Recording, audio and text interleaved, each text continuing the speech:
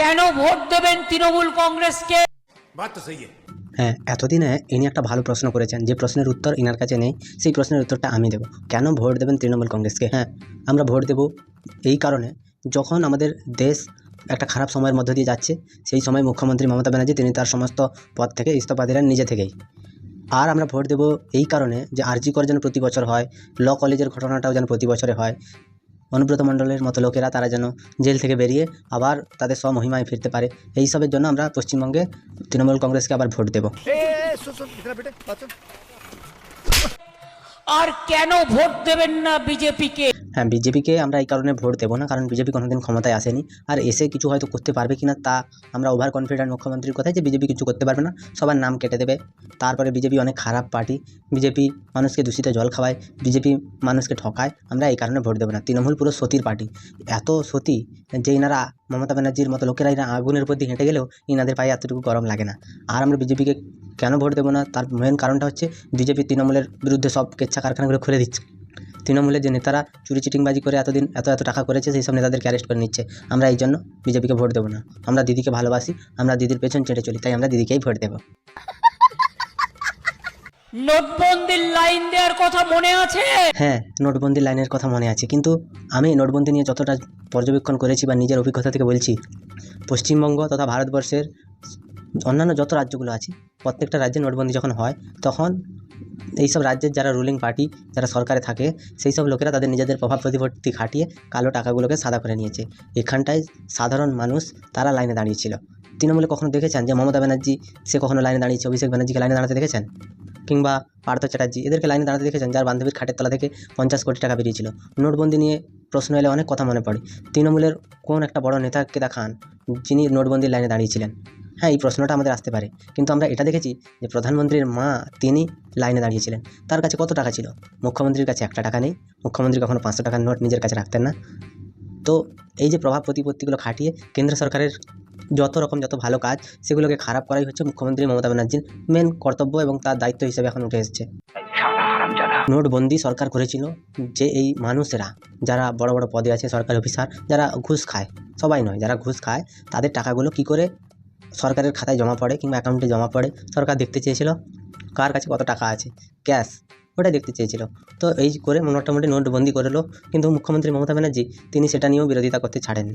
মানুষজন লাইনে দাঁড়িয়ে যদি মানুষজনের কোনো কিছু উপকার হয়, তাহলে ক্ষতি কী? আজকে কেন্দ্র সরকার নরেন্দ্র মোদী ক্ষমতায় এসেছিলেন বলেই না আজকে প্রত্যেকটা মানুষের অ্যাকাউন্ট আছে, প্রত্যেকটা মানুষের হাতে স্মার্টফোন আছে, প্রত্যেকটা মানুষ তাদের নিজেদের ভালোটা নিজেরা বুঝতে পারে। মুখ্যমন্ত্রী মমতা ব্যানার্জি কী দিয়েছেন? 1,500 টাকা করে ভাতা দিয়েছেন। সামাজিক উন্নয়নে তার ভূমিকা কী? স্বাস্থ্যগত উন্নয়নে তার ভূমিকা কী? কিসে? মাননীয় মুখ্যমন্ত্রীর কোন জায়গাটায় ভালো ভূমিকা আছে দেখাবে তো। কোনো দিন দেখেছো মুখ্যমন্ত্রী মমতা ব্যানার্জি তিনি সাধারণ গরিব মানুষের কাছে গিয়ে তাদের দুঃখ কষ্ট শুনেছেন, তারপরে সেটার সমাধান করেছেন? শুনেছেন অনেকবার, সেটা হচ্ছে লোক দেখানি, সমাধান একবারও করেননি। ঘাটালবাসীকে নিয়ে প্রতি বছর মোটামুটি নাটক চলছে। এসআইআর করে মানুষের নাম বাদ দিয়েছে। পশ্চিমবঙ্গের মুখ্যমন্ত্রী তিনি তো বলেছিলেন যে তিনি মানুষের জন্য লড়বেন, তিনি লড়ছেনও, আমরা দেখতে পাচ্ছি সুপ্রিম কোর্টে গিয়ে অনেক নাটক দেখিয়ে এলেন। তো মুখ্যমন্ত্রীকে একটা জিনিস তার থেকে জানতে চাই যে এসআইআর করে যে না মানুষগুলোর নাম বাদ দিচ্ছে, সেই মানুষগুলোকে নিয়ে তুমি কেন হাইকোর্টে সুপ্রিম কোর্টে যাচ্ছ না? এই সব মানুষগুলোর নাম বাদ দিয়েছে, কেন বাদ দিয়েছে? ইলেকশন কমিশন বিজেপির হয়ে কাজ করছে, এগুলোকে তুমি বলো না, আমরাও শুনতে চাই। পশ্চিমবঙ্গের মুখ্যমন্ত্রী মানুষকে শুধুমাত্র ভয় দেখানো ছাড়া কখনো মানুষের কোনো উপকারে তিনি লাগেননি। কোনো দিন দেখবে কেন্দ্র সরকার কোনো একটা আইন নিয়ে এলে, যেরকম ধরো ওয়াকফ আইনটা নিয়ে এসেছিল, এই ওয়াকফ বোর্ডের যে সম্পত্তিগুলো যারা ওয়াকফ বোর্ডের মাথায় বসেছিল শুধুমাত্র তারা ভোগ করতো, আর বাদবাকি যত সাধারণ গরিব মুসলিমরা সেই বোর্ডের টাকা একটা টাকাও পেত না। তো নরেন্দ্র মোদী আইন করলেন কি, যেই বোর্ডের মাথায় কয়েকজন বসে থাকবে, তারা ডিস্ট্রিবিউট করবে গরিব মানুষদেরকে টাকা। তো এখানটায় মুখ্যমন্ত্রী মমতা ব্যানার্জি কী ভুলটা দেখতে পেলেন সেটাই তো বুঝতে পারলাম না। ফিরহাদ হাকিম সে যদি একা 100 বিঘা সম্পত্তি দখল করে বসে থাকে, একটা যদি সাধারণ মুসলমান লোকের ঘর করার জন্য জায়গা না থাকে, তো তার থেকে জায়গাটা কেড়ে যদি সাধারণ মানুষকে দেওয়া হয়, সেটা কি সবথেকে বড় ভুল হয়ে গেছে? সেই আইন নিয়ে মাননীয় মুখ্যমন্ত্রী প্রচুর পরিমাণে অশান্তি করলেন, বিভিন্ন জায়গায় সভা করলেন, তিনি মানুষকে বোঝালেন, বললেন আমার জীবনে যতদিন প্রাণ আছে আমি এই ওয়াকফ বিল এখানে লাগু হতে দেবো না। তারপর তিনি কাঁদতে কাঁদতে সেই ওয়াকফের যত ডকুমেন্ট ছিল সব তিনি জমা দিলেন কেন্দ্র সরকারের কাছে।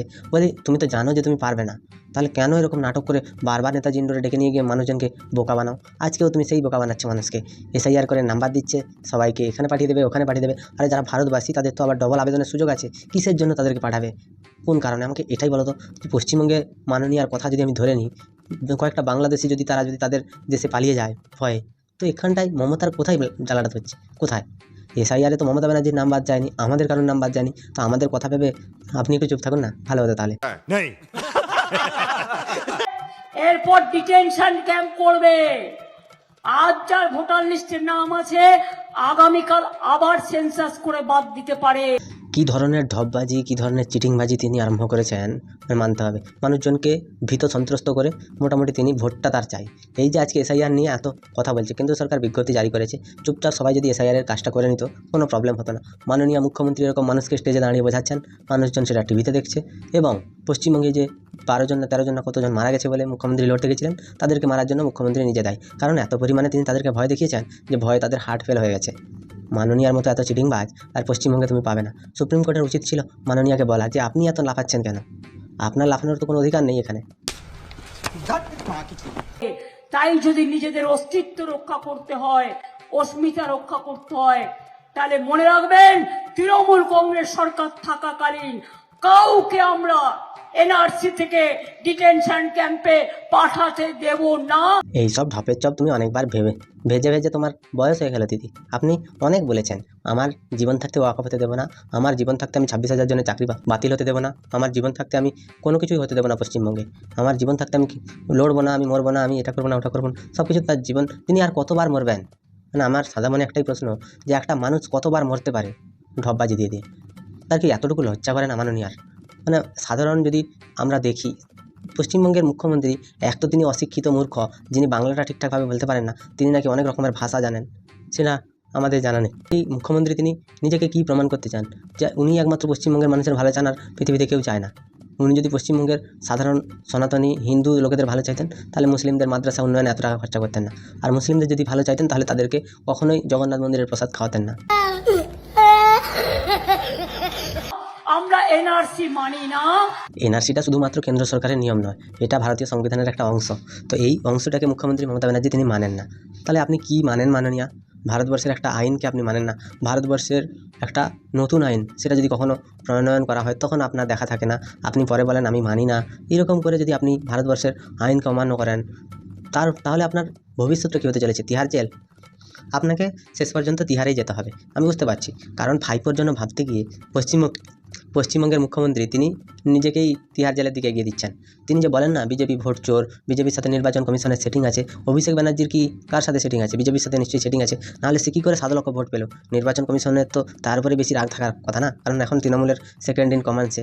তো সেই জন্য মুখ্যমন্ত্রী মমতা ব্যানার্জি একটা কথাও বলেন, অভিষেক যে এত ভোটে জয়ী বা জয়লাভ করেছে সেটাতে মুখ্যমন্ত্রী অনেক খুশি, কিন্তু অভিষেক ছাড়া আর বাদবাকি জনের যারা হেরে গেছে তারা মোটামুটি তাদের কেন্দ্রগুলোতে বিজেপি খুব ভালো ফল করেছে। এবং বিজেপি কেন ভালো ফল করেছে? কারণ সে নির্বাচন কমিশন তাকে সাহায্য করেছে।